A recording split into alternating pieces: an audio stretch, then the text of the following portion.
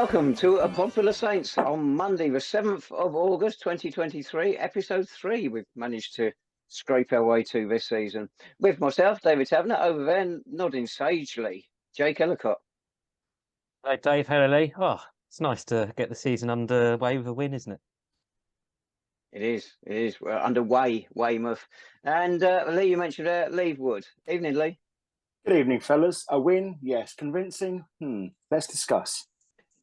Yes, we will discuss. We had a lot of new faces out there. If I had my notes to hand, I could tell you how many we had. 6 or 7. And I thought going forward for certainly the first half and early in the second half, we played some really good stuff. Did we create much? No, we didn't. We got that goal on 30-odd minutes when Dylan Fage headed home. After that, it wasn't until the last 5 minutes where the keeper had 2 saves to make. One when Mitchell Weiss, when he probably fell asleep waiting for a shot to reach him. But we again in the second half, we didn't create an awful lot. Whereas when they put us under pressure in that last half hour, my goodness, we got in so many vital blocks. Full marks of defence, but crikey, they were finding some space. But I don't know what you two felt, but I thought overall it made for an entertaining game. Go on, Jake. Yeah, I mean, I haven't missed the stress and the drama of it at all. I mean, Lee, at the end of the game, I was like, have you missed this? And you're like, no, not at all. So Not one bit. Yeah, didn't miss that at all. But as you say, otherwise, I think we've seen much worse season openers at Clarence Park before, and it was enjoyable. Both teams went at it. I thought Saints did okay. We got the win. That's all that matters. But yeah, certainly wasn't the perfect performance, and I don't think any of us ever expected there to be the perfect performance with all the changes we've had in the summer. But yeah, certainly a lot to discuss. To give you an idea just how stressed Jake gets, he's actually in his mid-20s, believe it or not. It's been a tough life supporting the mighty Saints, but alas, he is a martyr to the cause. Look at him, week in, week out, swearing, abusing the players. Quite right, mate, quite right. On we go. Yeah, but he's about 25 years younger than you, Lee. Yeah, his beard is about 30 years ahead of you. Well, that's it. Right. This is down to grooming, mate. But yes, there we go. Yes. Notable performances. Well, Michael Johnson, he's going to take the headlines because another penalty save. That's 3 in a row he saved. In fact, of the last 6 he's faced, he's only let 1 in. And that was crucial because they were flying at that time. If they had got to 2-2 with 10 minutes to go, I don't think we'd have been hanging on for. Well, we were certainly hanging on for a win. I don't think we'd have got a point because they were so much on top at that time. Yeah, I think performances. I thought Bowery had a quite strong game in the middle of defence there. Given the fact that there were so many new faces, it was never going to amalgamate from the off, was it? Let's face it. But I thought he marshalled the defence well. He was made captain, which might have given him a little bit of extra push. I thought Dunn was actually James was really, really good on the right hand side. You can see he's going to be that outlet. Maybe not as marauding as what Devontae was, but I think that's an unfair comparison. 2 completely different types of player. Although James really looked sharp. He looked to take on the defence and the attack at the same sort of time. So I think there are pluses there, Taz, and you've quite rightly said that we were under the cosh. But I think as far as opening games of the season go, I've seen a lot worse, my friend. I've seen a hell of a lot worse.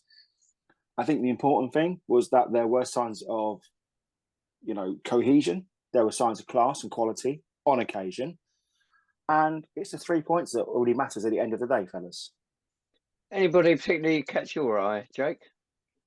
Yeah, I think the ones Lee's mentioned already. I think Dylan Fage as well, or Fage, however we want to pronounce it, was really good. Took his goal brilliantly, didn't he? Yeah. And he was unlucky not to get a second in the second half when Weymouth hacked one off the line. Was definitely goal bound. So both of them impressed me. Rasulo, I think we saw flashes of what he will offer from that midfield, and when he marauds forward, I don't think he was quite on it on Saturday completely, but he got his goal, looked pretty good as well. So I think plenty of positives. Some performances maybe not up to standard that we were expecting, but I think overall plenty of positives. And I was really happy for Michael Johnson. He's had such a tough time with the injuries, hasn't he, of late? And for him to step up and put in that performance, make that save. He made some other good saves as well during the game. I think, the defence is only as good as the keeper behind it. And I think he could be, if he can perform like we know he can, he'll be an important part of this season. I thought Zane Banton started really strongly, put a lovely ball in. He had a shot which was a little bit off target, and he looked really sharp, really bright. Then he got that injury, and he's off of him, 15 to 16 minutes, and it doesn't sound too good from what Nobby said after the game. That was a blow. If we got Zane on form this season, that'd make a heck of a difference to us. Yeah, they will. And we know he can score, don't we? When he actually gets into the positions that he gets shots away. But he will be a big miss if he's out for a significant spell of time. You say that, don't you? But you say that. Banton got in a really good position in the first half and he scuffed his shot wide. Mitchell had an even better gilt edge chance in the first half. And we were trying to be positive about the goals that are going to come from different positions this season. And we're going to need people to start tucking those away, because if it becomes 2-0 and 3-0, the game is dead at that point. And we don't have that last half an hour where we were hanging on. But the thing is, I think that's going to come with time. It's the first game of the season. Players are sort of going to grow into that. But ultimately, it does. But these are two of our more established players. These aren't like the new fellas coming in. It's Banton and Mitchell who, both those chances should be hitting the back of the net. I'm not saying it's a concern now because we won the game, but I'd rather not, have too many of those going wide or saved, come the middle of the season. It's true what you say about the goals there, Lee. We're trying to be calm, we're trying to be positive, because it was an enjoyable performance for an hour or so. But that side has not got goals in it. You can go through that team. It has not got goals in it. You've got a couple which are going to get close to 10 goals a season. Well, you still need a proper goal scorer on top of that if you're going to do anything. And I don't see it from there. I don't know if you two caught on. But it's funny looking around the league. It wasn't an away winner on the league Saturday, which makes you wonder, teams going into away games saying, we'll try and get a point. We'll settle for that, because there weren't many away teams getting goals on Saturday. Weymouth didn't fall into that category, of course. Once they were behind, they went for it. But I know Sean Jeffers is the elephant in the room. He came on the last few minutes. But we haven't got a goal scorer on that pitch, or am I being overly harsh? I think that people would say to you, you're right, but it's not costing us the game. I think until it starts costing us games and costing us points tabs, I think people are going to be happy with the fact that who starts up front, whether it be Banton or Mitch or another, or but it's not costing us games at the minute. And I think you've got to give the team a little bit of grace. They haven't got time to be given grace because the games come thick and fast, and they're against good quality sides as well. So it's a gilt-edged thing here. But ultimately, I think I don't want it to get to the situation where we are wasting chance after chance, because this league is going to be tough this season, and we can't afford to be wasting that sort of opportunity. Yeah, I didn't think that was the case Saturday. We had a few chances. Excellent save by the keeper when Rasulo tried to chip him. Keeper did well to read that. I spent the second half standing next to Ian Ridley, and from his recent time down at Salisbury, he said that keeper's good, and he certainly lived up to it. It's a great penalty save. He was just unlucky that Rasulo was there to tuck in the rebounds. What about you, Jake? Our attacking options? Because also the midfield, I thought, where was it in that last half hour when we were getting overrun? Yeah, I think attacking wise, I think like we suggested in the podcast last week, I think we saw the front three almost slash front five at times with the way the midfielders joined. Looked very fluid, everyone moving about. It looked like really well. Weymouth at times, especially down James's side, like Lee said, were really struggling to cope with us down that side. We were getting in time and time again during the first 30 minutes.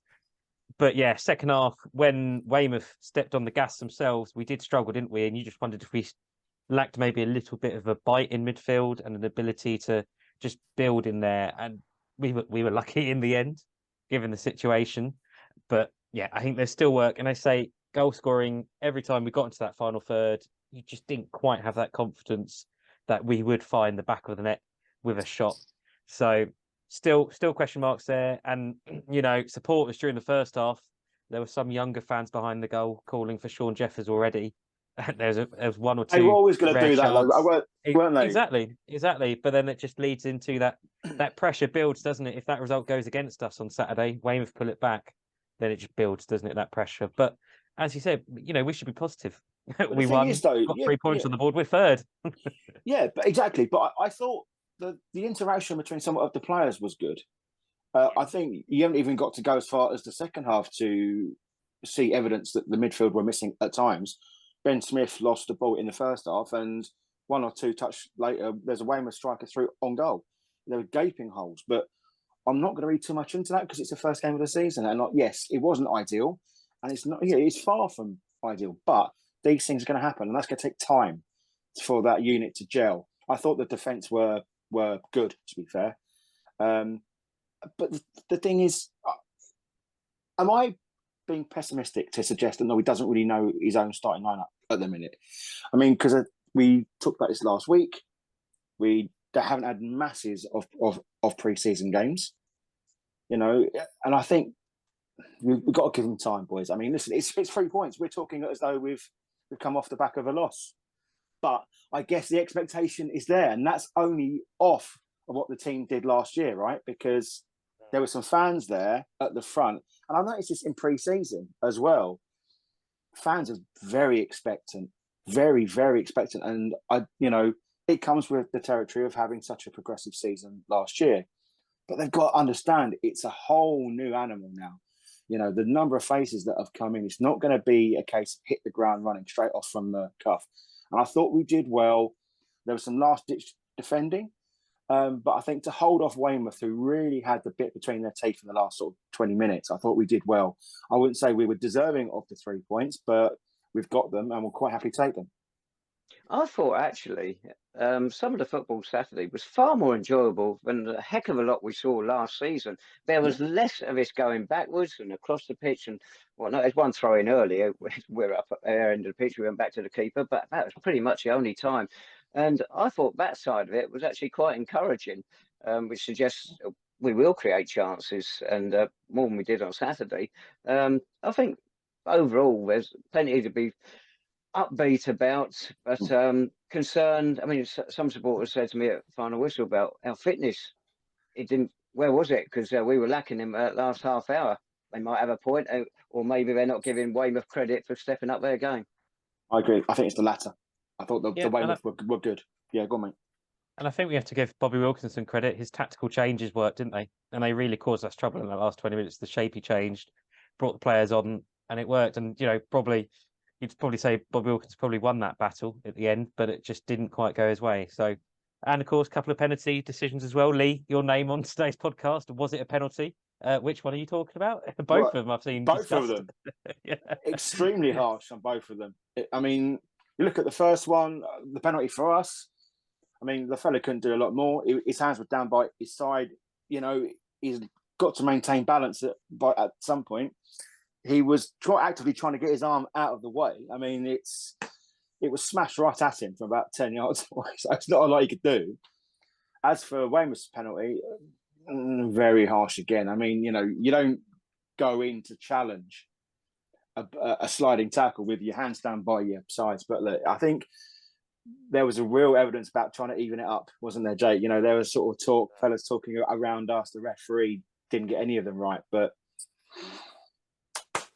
penalties. I agree with you, but a camera angle's not good for the Weymouth penalty, so we can't be 100% certain on that one. But I thought the referee actually overall had a decent game, and he played almost 16 minutes of added time, because we're going to have to get used to this every week because they're clamping down on various time-wasting things. And all one can say is, after having your renewal season ticket price put up by 10%, thank goodness we're going to get a bit more value for our games on the pitch with extra minutes. But this is everywhere. Neil was up at Northampton Saturday, and they had over 20 minutes extra time there. But this is going to be the norm now this season till players realise time wasting is not going to pay any longer. I just knew you were going to mention that, and I knew you were going to shoehorn that in there somewhere, David Tavener. Oh my word! But you're all right there, mate. But until players do realise, but I don't think it's going to change their mentality of how they operate in the game any greater. To be fair, I mean, but it's the same for both teams. So there's no point time wasting because it's just going to be detrimental to you in the long run. But it was interesting. It was exciting. I could do with less of it, if I'm honest, boys. If you're listening, put the chances away, and then we're 2-3 up at the first time. So, but yeah, it was a good game, Dave, and a decent crowd. I thought Weymouth came in numbers, and they were loud. So fair play to them as well. Yeah. Yeah, I thought ours were fairly quiet. I didn't hear any chanting, or very little. Well, Jake and I were drunk, so apologies for that. We weren't in any capability to get any chants out. But yeah, first game of the season is always a little bit muted, isn't it? But I think given the crowds of previous years, I think it was a decent return because people are still away on holiday and blah blah blah. Excuse. But it was a really, really good to sort of see the crowd as high as what it was. Right, we're recording 2 podcasts this evening, so we've got to get this one cut short or end it very swiftly. But we will have a quick preview of this coming Saturday. We're away to Yeovil Town. They got off to a surprising start. A 1-0 defeat away to Hemel Hempstead Town. Joey Schifano got the only goal. Have any of you seen it? It's quite amusing. It's funny, isn't it? It's isn't it a striker pressing off the ball? I don't know if we've discussed that lately, or if anyone's ever mentioned that. Jacob, Jacob. It's a bit of luck, but you got to take it, haven't you? So, fair play, Joe. What happened? Those who haven't seen it. Will Bruce, the Yeovil goalkeeper, went to clear the ball first time, but Joey Schifano kept running and shut him down, blocked it, and from an angle, somehow the ball flew into the back of the net. But they all count. And looking at the report on the Yeovil site, I don't think they were over-impressed the way they played. They didn't create an awful lot.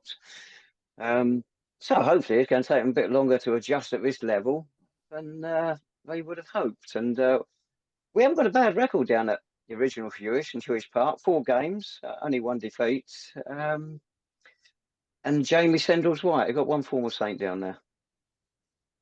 So he'll score You actually remember the last game down there, don't you? What was it, 1970 something? So damn his fighting words, Jacob. He's got the devil in his eye today, Dave. You didn't notice this, mate. Oh my word. I know. But I mean, I would sort him out Saturday, Lee, but he ain't going. Go on, carry on, Jake. I am slightly worried that Yeovil will bounce back on Saturday in front of their home crowd and put in a performance much better. But I think dropping down to the left level, they've brought in a lot of players. They've brought in a lot of good players from National League standard. But we know how difficult the National League South is. It doesn't matter how good you are on your day, you've got to be on it because it's going to be really difficult. So I don't think we need to go down there with any fear at all. I think we've got to go down there, enjoy it. I think the lads and the management will be really looking forward to it because it's a big day out, and we know these players do enjoy big performances on big days. Well, it's 3 points in the bag, isn't it, League? So 20 places behind us at the moment. The simplicity of the podcast. Well, look, Hemel's goal was fortuitous, if nothing else. And if Yeovil, if they didn't know what they were in for in terms of National League South, they certainly do now. And as Jake said, there's nothing to fear. I mean, these guys have been relegated. They've got a whole new load of faces playing for them. It's not a foregone conclusion that a big ground and a partisan crowd is going to give you 3 points. So if we go there with true aspirations of coming away and being challengers as well, and I don't think we've got anything to fear, and I can quite easily see us getting something from there. You liked a little bit you saw Bobby Dunn pre-season, Lee. Would you like to see him come in Saturday? And if so, who for? I think I would, simply because I think they're going to be a bit more physical in the middle of the park. And I think we need to match that. I think Ben Smith, as good a player as he is, I think he got out-muscled too easy on Saturday. He lost control of the ball. And also, more importantly, I've noticed that he actually lost his awareness. So that's not ideal. Dunn, I like Dunn. He's got a bit of that edge. And we're going to need that over the course of the season. Not excessive force, but I think he gives a bit of leadership as well, which I think we're going to need because there's going to be large periods of that game where we're going to be under the cosh, and we need experienced heads, which we have now got, and we're going to need a little bit of steel in the middle of the park just to calm things down and ball retention. We spoke about it last week. It's going to be key on Saturday. Would you make any changes, Jake? I know it's early days. Yeah, it is very early. I think that midfield is probably not a bad shout. I think there is definitely a chance of it being quite a physical game. But otherwise, I mean, at the defence at the back, I don't think why we need to change that at all. It looks okay at the minute. They're learning. And in attack, I mean, for me, I would bring Sean Jeffers in. I know it's not popular. Well, it might be popular. No, he is Depends who you popular, ask. just not with the It right is. person. Yeah, I think Sean. I think Yeovil. They're going to be a physical side. Look at Jamie Sendles-White. He's experienced. He's a big lad. It'll be a proper battle up there at the front for whoever's up there. And you could just see Sean relishing, couldn't you? Again, another big game. Chances might be far and few between, but he's the kind of player who can just put away that half a chance we've got. But if that's not it, then Zane's probably going to be out, isn't he, with the injury, likely. So who comes in for him? That's probably the one for me. And Andronicus Giorgio, he looked okay. I think some fans were a bit worried about him. He looked okay. I think his final delivery and I think his shooting left a lot to be desired. But up until the box, I thought he did all right to create, space and decent positions. So I'd be interested to see who comes in for Zane. That'd be the one for me. On the morning of the Weymouth match, we announced a new loan signing for the season, George Hoddle. Yes, he is related to Glenn. Tim Petty and we saw him earlier in the season, last season, when he played for Cambridge United Youth in that FA Youth Cup match at Arsenal, and he looked very decent. I think he's only about 17 or so. Obviously, it's too early to throw him into the starting 11, you would have thought, but that could be an interesting sign. I would like to have seen us got Glenn McConnell back, but I believe there's a chance he could be going on loan to Boreham Wood. Are you his agent by any chance? Because I should be. I should be. But if George turns out to be as good a player or similar, we won't have done badly. Right, we've got to make predictions before we move on. Go on, Ed Lee, you're on screen. No. I'm going to go 1-0, mate. 1-0. Jake? I'm going to go 2-1 Saints. No, I was actually going to say 2-1 defeat. I'll say defeat. And then You pessimist. It's negative Nancy. We don't want that sort of language on the pod, mate. Lewis Wynn, friend of the pod, kept saying to me, reverse psychology. So I'm going for that this week. We're going to lose that for the last 4 years. It hasn't really worked quite well, has it? So, well, I used to do that every match. I used to say we're going to lose 3-0 because eventually, if you don't lose 3-0, you've had a better day than you're expecting. But I'm going to go for a 2-0 defeat. But there you go. This is chirpy today, boys. Thank you, Lewis. You pushed me that way. Yeah. Oh, that's positive. Right, that's the end of that one. We're back on a quick scrub and get ready for the next one. Brilliant. Bring it on. Thank you as always. And we will speak to you again very, very soon. Bye-bye.